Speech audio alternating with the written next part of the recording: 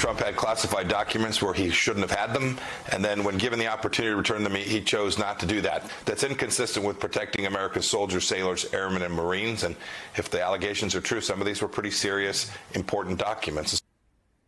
Yes, that was a Fox News clip, and that person speaking was Donald Trump's own Secretary of State, Mike Pompeo. Let's dig into it with Ben Rhodes, former Deputy National Security Advisor for President Obama, and Clint Watts, former FBI Special Agent and a Distinguished Research Fellow at the Foreign Policy Research Institute. Ben, put all politics aside, put your former Deputy National Security Advisor hat on.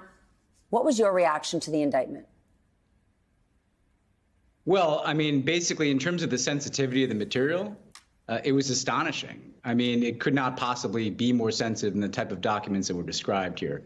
We're not just talking about letters that he might have taken from foreign leaders. We're not talking even about intelligence reports that might have included references to sources and methods of collection. We're talking about active future war plans as it relates to Iran, according to reports. We're talking about U.S. military posture. We're talking about U.S. Nuclear posture. These are the kinds of things that are the most sensitive information in the U.S. government for a reason, because their revelation would compel the United States to have to change its own planning. It could identify how the United States would want to conduct military operations, where the United States military might be operating, what other countries we might need to work with in certain contingencies. It could identify for adversaries, again, the location of U.S. military assets. There are references to human intelligence sources underlying some of these documents that, if revealed, could put at risk the lives of people that cooperate with the United States. That also sends a message to people going forward. Can you trust the United States? Can you trust the United States to share intelligence or to spy on our behalf?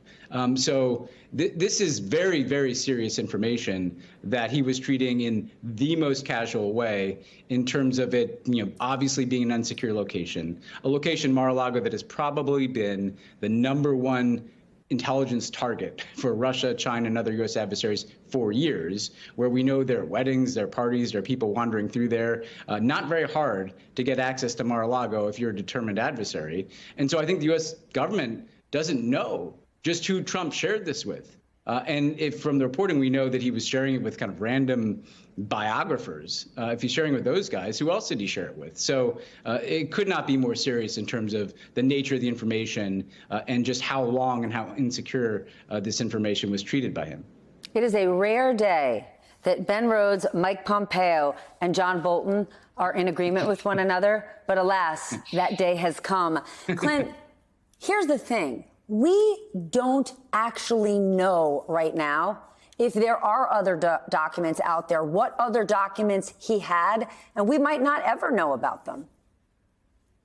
Yeah, Stephanie, I think that combined with cell phones, I mean, that's my other big worry. You would never take your phone anywhere near any of these documents if you're inside the government with a classified information out. And as you can see there, I mean, that shower is more disorganized than my garage. It's just incredible to see them kind of displayed that way.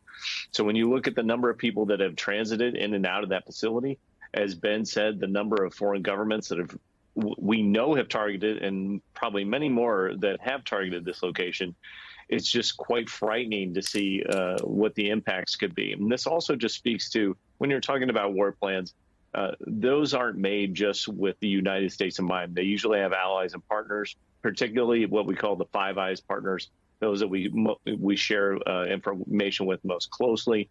Add all of that together, really erodes trust in our ability to keep secrets secret. And then add to that, the person that had those documents is running for president. It could be the president again, potentially, just a couple of years. It's just going to send a very chilling effect throughout not just our own intelligence community about fears and worries and where this information might have gone, but around the world with all of our allies and partners, they're going to probably be pretty reluctant to be sharing much information at this point. Ben, Trump was arguing, and his allies, that he was being treated unfairly, that there are two justice systems in this country. He was getting the short end of the stick. But other people who have been charged with the same thing, violating the Espionage Act, like Reality Winner, she was charged with a fraction of what he was. And on her day, she didn't get to make a pit stop at a Cuban restaurant or fly on her plane home and then throw a fundraiser. right after she was arraigned, it was game over for her. Yeah, and look, I mean, you've been through the legal pieces of this, Stephanie, but the reality is he was given every opportunity to return these things. It's not like the government didn't try to go through channels and give him the opportunity to turn stuff over. What I'll say, though, is that the entire national security apparatus of the United States depends upon people not doing what Trump did. So the reason that you need to prosecute this is not just because of the crime and the accountability that's associated with it, but if the message is that you can take the war plan home, or you can take the nuclear posture of the United States kind of home and leave it around, the whole thing unravels, the whole thing falls apart. We've already seen the damage it's done by leaks over the previous years. This material is as sensitive, if not more sensitive, than what's been in very damaging leaks. The Discord leak, where they're going to clearly prosecute somebody and try to put them away for a very long time for those documents that Air National Guardsman took out. So the whole system depends on there being accountability for this kind of stuff.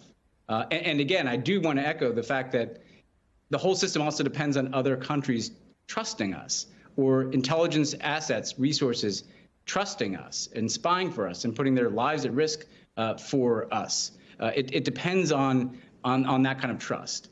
And if the message is that, you can get away with this, well, then the whole enterprise collapses, essentially. And so absolutely, you can't hold Donald Trump to a different standard and allow him to avoid accountability for doing this. And the fact that he's the person that was in charge and wants, once again, to be in charge of the entire U.S. national security enterprise, I think makes it important that the rules apply to him as well as everybody else.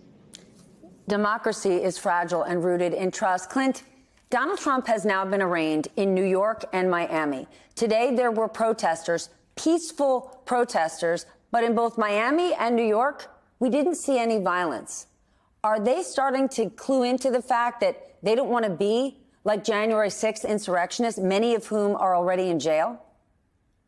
I think so. Several different factors when you compare it to like a January 6th. If you remember, you have to have a call to violence or a place to mobilize to. We did not see that really out of former President Trump, nor did we really hear calls for it to be wild.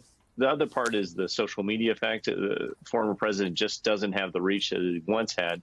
And I think we also have to look at, on January 6th, there were organized groups that were putting all the pieces together logistically and operationally to get people to the Capitol on that day.